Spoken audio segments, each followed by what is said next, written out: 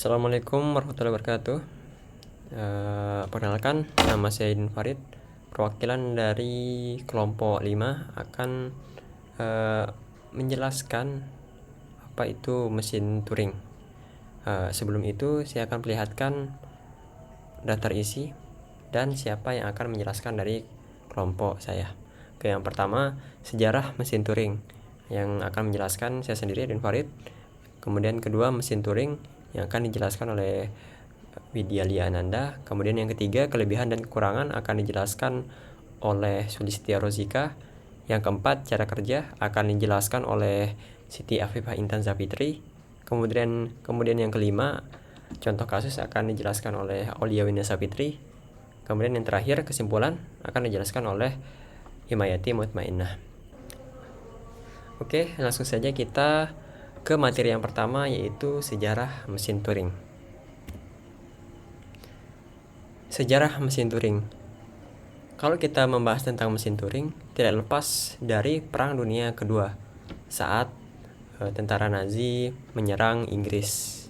Nah, kok bisa dari tentara Nazi menyerang Inggris, kok bisa terbentuknya si mesin Turing ini? Oke, pertama sebelum kita membahas Perang Dunia Kedua itu, kita bahas dulu si penciptanya, yaitu Alan Turing. Nah, si Alan Turing ini bisa kita lihat potensinya sejak dia umur 14 tahun. Nah, saat dia umur 14 tahun, dia sudah bisa menyelesaikan soal matematika yang sangat rumit tanpa mempelajari kalkulus dasar. Nah, kok kita pikirkan kalkulus dasar tuh ribet ya. Nah, saat dia kuliah, potensinya itu makin terlihat.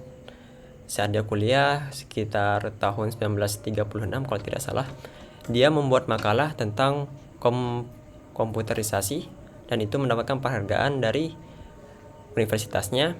Dan gara-gara makalah yang dibuat itu, pemerintah Inggris merekrutnya sebagai code breaker untuk tentara Inggris. Nah, sekarang kita mulai membahas tentang Perang Dunia Keduanya. Nah, saat itu para tentara Jerman mengirim kode-kode untuk memerintahkan tentaranya menyerang kapal-kapal logistik yang bakalan import ke Inggris. Itu menggunakan kode-kode rahasia yang disebut dengan Enigma. Nah, saat itu sekutu Inggris maupun Inggris tuh susah banget untuk memecahkan kode-kode Enigma tersebut. Maka dari itu pemerintah Inggris merekrut si Alan Turing ini untuk membuat kode breaker atau yang kita sebut untuk memecahkan kode Enigma tersebut. Nah, karena si Alan Turing ini membuat kode breaker tersebut, Enigma tersebut, jadi dia bisa memecahkan kode-kode Enigma tersebut. Nama mesinnya itu kalau tidak salah bom. Nah, itu kita bilang sebagai bukan komputer tetapi hampir seperti komputer. Nah, setelah si Alan Turing ini selesai memecahkan masalah bom yang tadi atau masalah Enigma tadi, dia kemudian lanjut untuk membahas lebih detail ke komputer. Kalau kita bisa bilang dia lebih ke membahas bagaimana sih komputer itu yang sebenarnya gitu. Jadi dia saat tahun 1940 itu dia sudah memikirkan ke depannya loh, komputer tuh bakalan ada yang pemikiran komputer itu seperti manusia atau biasa kita sebut sekarang itu dengan AI, kecerdasan buatan. Nah, jasa-jasa dari Alan Turing ini bisa kita lihat sekarang dari komputer-komputer yang kita pakai seperti laptop, terus komputer PC, HP. Nah, itu konsep dasarnya dari si Alan Turing ini. Begitu sih kurang lebih sejarah dari mesin Turing. Cukup singkat ya. Oke, selanjutnya adalah pengertian dari mesin Turing yang akan dijelaskan Widya Ananda. Oke. Assalamualaikum warahmatullahi wabarakatuh. Saya Widya Liananda akan menjelaskan pengertian mesin Turing. Mesin Turing adalah perangkat teoritis yang memanipulasi simbol-simbol pada strip pita sesuai dengan tabel aturan. Meskipun kesederhanaan, mesin Turing dapat disesuaikan untuk memanipulasikan logika dari setiap komputer algoritma dan sangat berguna dalam menjelaskan fungsi sebuah CPU di dalam sebuah komputer. The Turing Machine digambarkan oleh Alan Turing pada tahun 1936 yang menyebutnya automatic machine.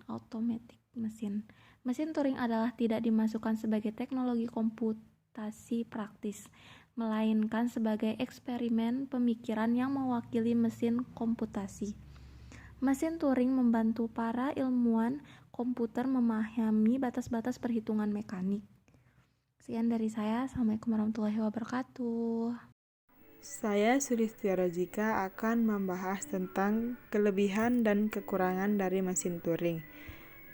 Kelebihan dari mesin Turing: 1. Mesin Turing memiliki kemampuan lebih tinggi daripada finite state automata atau fast down automata dari segi aksi dan komponennya. 2. Mesin Turing memori akan berupa suatu pita yang pada dasarnya berupa array atau deretan sel-sel penyimpanannya. 3. Setiap sel mampu menyimpan sebuah array tunggal. 4. Pita dapat memuat informasi dalam jumlah tak terbatas dan dapat dijelajahi atau diakses bagian manapun dari pita dengan urutan bagaimanapun. 5. Height dapat bergerak ke kanan atau ke kiri, berfungsi untuk membuka input dan dari pita dan sekaligus juga bisa melakukan penulisan pada pita atau mengubah isi pita. Kekurangan dari mesin Turing ada 3. 1. Membutuhkan jumlah ruang penyimpanan yang besar. 2. Waktu prosesnya membutuhkan waktu yang lebih lama. 3. Pengaturan mesin Turing tidak cukup baik dalam model kekuatan. Sekian dari saya. Assalamualaikum warahmatullahi wabarakatuh. Hai, Assalamualaikum warahmatullahi wabarakatuh. Perkenalkan, nama saya Siti Afifah Intan Zafitri. Di sini saya akan menjelaskan tentang cara kerja dari mesin Turing. Cara kerja dari mesin Turing itu ada 6. Yang pertama, mula-mula untai ditempatkan di bagian paling kiri dari tape. Yang kedua, sisa di bagian kanan diisi simbol blank. Yang ketiga, tape head menunjuk pada leftmost cell. Yang keempat, program bermula pada stata start. Yang kelima, kalau tercapai stata halt, komputasi kita hentikan. Untai diterima mesin Turing. Yang keenam, jika tak ada jalan untuk melanjutkan proses, maka untai tersebut ditolak mesin. Terima kasih. Assalamualaikum warahmatullahi wabarakatuh. Saya akan melanjutkan penjelasan dari teman saya, Siti Afifah Intan Zafitri. Di sini saya akan menjelaskan contoh kasus mesin Turing. Di sini ada soal mesin Turing M akan digunakan untuk mengenali bahasa L, yang dimana bahasa L itu 0 pangkat N dan 1 pangkat N, yang dimana N tersebut lebih besar sama dengan 1. Contoh string di dalam L misalnya 0, 1, 0, 0, 1, 1, 0, 1 ini dimana 0 pangkat 1 dan 1 pangkat 1. Oke. Di sini terlihat cara kerja mesin Turing untuk mengenali bahasa L. Oke, lanjut. Di sini terdapat 3 syarat untuk mengenali mesin Turing itu apakah dikenali atau tidak. Yang pertama, jika pada saat bergerak ke kanan untuk mencari 1, mesin Turing M menjumpai simbol B, maka simbol 0 lebih banyak daripada simbol 1, yang dimana hal itu membuat mesin Turing stringnya tidak dikenali. Kedua, jika pada saat bergerak ke kiri M tidak menjumpai 0 dan memeriksa pada bagian kanan masih ada 1 atau tidak. Jika tidak ada, maka string dikenali. Nah, yang terakhir, jika mesin Turing diterima atau dikenali, maka mesin Turing M tersebut berhenti. Namun, jika mesin Turing tidak dikenali atau ditolak, maka kemungkinan M tidak akan berhenti untuk melooping. Oke. Di sini kita akan mengenali bahasa L yang dimana kita akan memasukkan string 000 dan 111. Oke. Pertama, head bergerak ke kiri. Kemudian menjumpai simbol 0, di mana simbol 0 ini akan berubah menjadi X. Kemudian head bergerak ke kanan akan menjumpai simbol 1, yang dimana simbol 1 ini akan kita rubah menjadi Y. Oke. Kemudian head kembali bergerak ke kiri untuk menjumpai X, kemudian bergerak ke kanan menjumpai 0, di mana 0 tersebut akan diubah menjadi X. Selanjutnya, head kembali bergerak ke kanan untuk menjumpai 1, di mana 1 ini kita ubah kembali menjadi Y. Kemudian head kembali bergerak ke kiri dan menjumpai 0 yang terakhir, yang diubah menjadi X. Selanjutnya, head tersebut akan bergerak ke kanan untuk menjumpai 1, yang diubah menjadi Y. Kemudian head tersebut akan memeriksa kembali ke arah kiri apakah masih ada 0 atau tidak. Jika tidak ada, head akan kembali ke kanan untuk memeriksa apakah masih ada 1 atau tidak. Karena di sini tidak ada, kita tidak menjumpai sisa 0 dan sisa 1, maka string bahasa L 000111 dikenali. Oke, sekian. Oke, bismillahirrahmanirrahim. Assalamualaikum warahmatullahi wabarakatuh. Perkenalkan, nama saya Himayati Mutmainah. Di sini saya akan menjelaskan kesimpulan dari mesin Turing yang telah kami buat.